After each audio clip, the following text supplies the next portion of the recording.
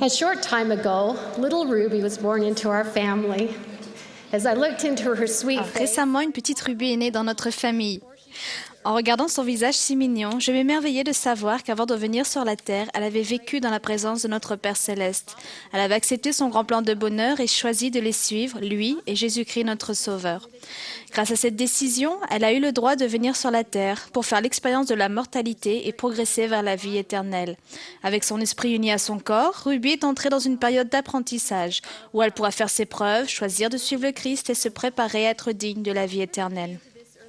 Ruby est venue au monde pur, mais comme le prévoit le plan, elle affrontera des difficultés et des tentations et elle commettra des fautes.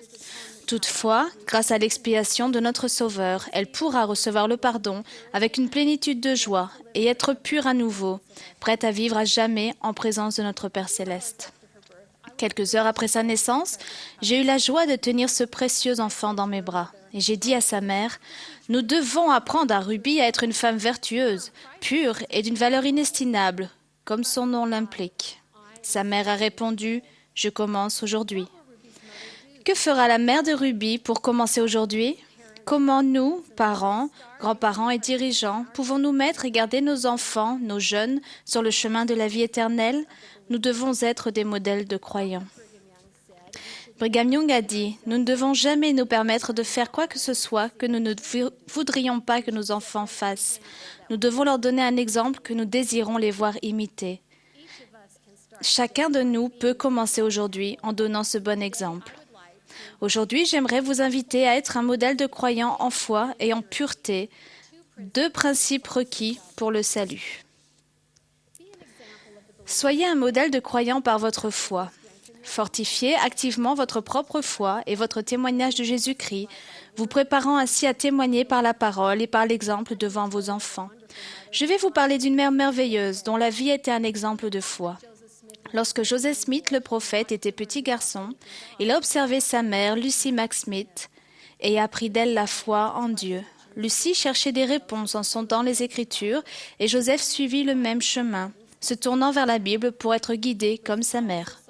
Lucy résolvait aussi les problèmes familiaux en recherchant seule l'aide du Seigneur par la prière. Un jour, comme il y avait de la discorde dans sa famille au sujet de la religion, Lucy déclara qu'elle s'était retirée dans un bosquet de jolis cerisiers sauvages, non loin de là, pour prier le Seigneur. Elle priait aussi avec une grande foi lorsqu'elle affrontait des problèmes personnels de santé, quand Joseph faillit perdre une jambe à cause d'une ostéomyélite et quand Sophronia, la sœur de Joseph, faillit mourir de la typhoïde. Au sujet de la maladie de Sophronia, Lucy écrivit « J'ai regardé mon enfant, mon mari et moi avons joint nos mains et sommes tombés à genoux près de son lit et avons déversé notre chagrin et nos supplications pour qu'il les entende. » Sophronia se rétablit. Je suis persuadée que les enfants de Lucie l'ont souvent vu prier avec foi et recevoir des réponses à ses prières.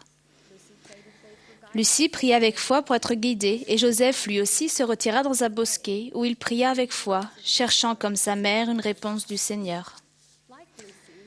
Comme Lucie, nous devons montrer à nos enfants et à nos jeunes comment renforcer leur foi et leur témoignage de Jésus-Christ en renforçant les nôtres par l'étude des Écritures et par la prière, aussi bien en privé qu'avec eux. À la différence de Lucy Smith, nous avons aujourd'hui la chance d'avoir davantage que la Bible.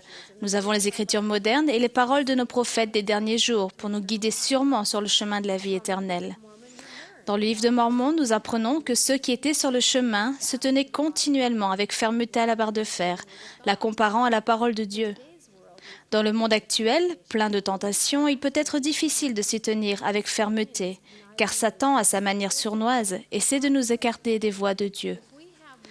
Si nous avons une main sur la barre de fer et une main dans le monde, nous mettons nos enfants et nos jeunes en danger de perdre leur chemin. Si notre exemple n'est pas clair, alors, selon les paroles de Jacob, nous perdons la confiance de nos enfants à cause de notre mauvais exemple. Parents, grands-parents et dirigeants, votre message doit être clair. Cette clarté ne viendra que si vous avez les deux mains sur la barre de fer et si vous vivez selon les principes énoncés dans les Écritures et dans les paroles des prophètes des derniers jours. Peut-être n'êtes-vous pas en train d'élever un prophète comme Lucie, mais vous élevez certainement les dirigeants de demain et vos actes sont aussi tangiblement liés à la foi de vos enfants. Ensuite, soyez un modèle de croyant par votre pureté. La seule façon dont nous puissions devenir purs, c'est par l'expiation de notre Sauveur. Pour chacun de nous, le processus de la purification commence par la foi, le repentir et notre première alliance, le baptême. Voici le conseil que donne Robert D. Hales pour aider nos enfants à vivre selon l'alliance de leur baptême. Nous leur enseignons qu'au moment où ils sortent de l'eau, ils sortent du monde pour entrer dans le royaume de Dieu. Par alliance, ils acceptent d'obéir à ses commandements. Les alliances nous imposent la stricte obligation d'honorer les engagements que nous avons pris vis-à-vis de Dieu. Pour respecter nos alliances, nous devons abandonner les activités et les intérêts qui nous empêchent de les honorer. Jeunes, soyez forts est un merveilleux instrument pour aider les jeunes à comprendre cette obligation sacrée des alliances et les bénédictions de la pureté qui découlent du respect des alliances. Cette brochure contient des paroles des prophètes des derniers jours, la barre de fer qui les guidera en toute sécurité sur le chemin étroit et resserré, les détournant des pièges de Satan qui peuvent retarder leur progression. Dans ce fascicule, vous trouverez aussi les nombreuses bénédictions découlant de l'obéissance et de la recherche de ce qui est vertueux et aimable. Parents, procurez-vous un exemplaire personnel de ce fascicule et lisez-le souvent. Vivez vous-même selon ces principes. Ayez avec les jeunes des conversations profondes sur l'Évangile pour les aider à acquérir personnellement le désir de vivre et de découvrir par eux-mêmes le sens et la raison d'être de ces principes. Les principes énoncés aux sections divertissement et médias et tenues vestimentaires et présentation peuvent être extrêmement problématiques parce qu'ils sont de plus en plus en désaccord avec les normes du monde. Nous devons être des modèles de ce qui est vertueux et aimable par nos choix personnels des médias. Nous devons veiller à ce que les médias que nous invitons dans notre foyer n'émoussent pas la sensibilité à l'esprit, ne nuisent pas aux relations avec notre famille et nos amis ou ne révèlent pas des priorités personnelles qui sont en contradiction avec les principes de l'Évangile. Par exemple, nous pouvons aider nos enfants à comprendre que le fait de passer de longues périodes sur l'Internet, sur des réseaux sociaux et des téléphones portables, à jouer à des jeux vidéo ou à regarder la télévision nous empêche d'avoir des activités productives et des interactions de valeur avec autrui. Nous sommes aussi des modèles de ce qui est vertueux et aimable par notre tenue vestimentaire et notre présentation. En tant que peuple de l'Alliance, nous avons la responsabilité de soigner, de protéger et de vêtir convenablement notre corps. Nous devons aider nos enfants et nos jeunes à comprendre que nous respectons notre corps comme un temple et un don de Dieu. Nous donnons l'exemple en refusant d'acheter ou de porter des vêtements impudiques, trop moulants, trop transparents ou révélateurs de quelque manière que ce soit. Ceux qui observent les alliances s'efforcent d'être obéissants en tout temps et dans tous les lieux à cause de leur amour pour Dieu et pour ses bénédictions promises. Un soir, alors que nous marchions, mon mari et moi, nous sommes passés près d'une réception de mariage en plein air. Nous ne connaissions pas ces gens, mais ils donnaient immédiatement une impression de vertu. Leur choix de musique et de vêtements était excellent. La robe de la mariée, radieuse, était incontestablement pudique, comme celle de la demoiselle d'honneur. Cette famille avait choisi de ne pas mêler les habitudes du monde à la sainteté de cette journée. Je vais maintenant dire un mot aux merveilleux jeunes de notre Église.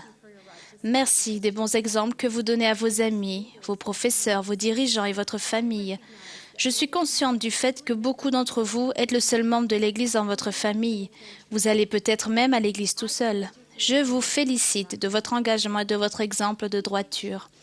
Soyez patients et continuez à vivre de façon juste. Il y a bien des gens qui peuvent vous aider. Le président Monson a dit « Même une famille exemplaire a besoin de tout le soutien et de toute l'aide que peuvent lui apporter des hommes et des femmes bons, animés d'un amour sincère. » Cherchez dans votre paroisse et votre pieu les dirigeants et les amis qui sont des modèles de croyants et apprenez en les regardant. Lorsque j'étais jeune, j'ai repéré des modèles de croyants. En plus de mes parents, il y avait ma tante Karma. Je me souviens très nettement d'un discours qu'elle a prononcé à une soirée des principes du pieux alors que j'avais 16 ans. Elle a enseigné l'importance d'être chaste et digne de se marier au temple. J'ai été profondément touchée par son témoignage. Depuis toute petite, j'avais observé sa vie vertueuse et je savais qu'elle correspondait à ce qu'elle enseignait. Je voulais suivre son exemple. Jeunes gens et jeunes filles, vous pouvez commencer aujourd'hui en étant un modèle de croyant par votre foi et votre pureté. Fortifiez votre foi et votre témoignage chaque jour par l'étude des Écritures et par la prière. Observez l'alliance de votre baptême qui vous gardera pur et digne de recevoir les conseils du Saint-Esprit. Vous pouvez commencer aujourd'hui à être cet exemple que d'autres suivront. Et l'on ne sait jamais, vous serez peut-être l'exemple dont ma petite Ruby aura besoin un jour. Pour l'instant, Ruby a un merveilleux départ sur le chemin de la vie éternelle. Ses parents établissent des modèles de justice dans son foyer, commençant chaque journée par la résolution d'être un modèle de croyant. Espérons qu'en exerçant son libre arbitre, Ruby choisira de suivre cet exemple.